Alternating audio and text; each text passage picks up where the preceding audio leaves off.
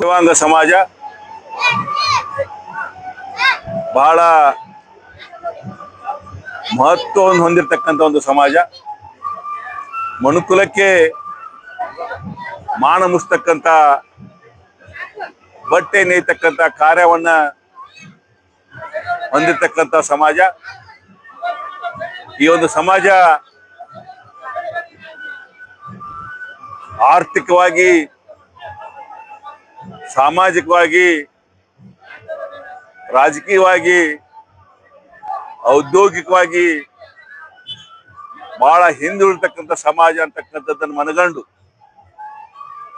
ಸಮಾಜವನ್ನ ಮುನ್ನೆಲೆಗೆ ತರಬೇಕಾಗಿರ್ತಕ್ಕಂಥ ಒಂದು ಜವಾಬ್ದಾರಿ ನಮ್ಮ ಮುಂಚೂಣಿಯ ವ್ಯಕ್ತಿಗಳು ಅಂತಕ್ಕಂಥ ಮಾತನ್ನ ಸಂದರ್ಭದಲ್ಲಿ ವ್ಯಕ್ತಪಡಿಸಿ, ಆ ನಿಟ್ಟಿನೊಳಗ ಸಮಾಜದ ಸಮಾವೇಶಗಳನ್ನ 1998ರಲ್ಲಿ ಅಖಿಲ ಭಾರತ ಮಟ್ಟದ ಸಮಾವೇಶ, ತದನಂತರ ಹೊಸದುರ್ಗ, ಮಂಗಳೂರು, ಅದರಂತೆ ತರೀಕೆರೆ ಎಲ್ಲ ಸಮಾವೇಶಗಳನ್ನು ಆಯೋಜಿಸ್ತಕ್ಕಂಥ ಒಂದು ಸಂದರ್ಭದಲ್ಲಿ ಉತ್ತರ ಕರ್ನಾಟಕದೊಳಗೆ ಕೈಮಗ್ಗ ನೇಕಾರರು, ವಿದ್ಯುತ್ ಚಾಲಿತ ನೇಕಾರರು ಬಹಳ ಸಾಂದ್ರತಕ್ಕಂಥ ಒಂದು ಸಂದರ್ಭದಲ್ಲಿ ಬಾಗಲಕೋಟೆ ಜಿಲ್ಲೆ, ಬೆಳಗಾವಿ ಜಿಲ್ಲೆ, ಗದಗ ಜಿಲ್ಲೆ, ಬಿಜಾಪುರ ಮತ್ತು ಕೊಪ್ಪಳ ಮತ್ತು ಹಾವೇರಿ ಈ ಜಿಲ್ಲೆಗಳಲ್ಲಿ ಸಮಾಜ ಕೇಂದ್ರೀಕೃತ ಆಗಿರ್ತಕ್ಕಂಥ ಒಂದು ಸಂದರ್ಭದೊಳಗ ಅವರು ಕೂಡ ಒಂದು ಸಂಘಟನಾ ಶಕ್ತಿಯನ್ನು ತೋರಿಸ್ಬೇಕು, ಸಂಘಟನೆ ಮೂಲಕ ಸಮಾಜವನ್ನು ಬಲಗೊಳಿಸಬೇಕು, ಸಮಾಜದ ಜೊತೆಗೆ ನಾವು ಹೊಂದಿರತಕ್ಕಂಥ ನೇಕಾರಿಕೆಯನ್ನು ಕೂಡ ಅಭಿವೃದ್ಧಿಪಡಿಸಬೇಕು ಅಂತಕ್ಕಂಥ ದೃಷ್ಟಿಕೋನದೊಳಗೆ ಇವತ್ತ ನಾವು 2026ರಂದು ಒಂದು ಸಮಾವೇಶವನ್ನು ಹಮ್ಮಿಕೊಂಡಿದ್ದೀವಿ.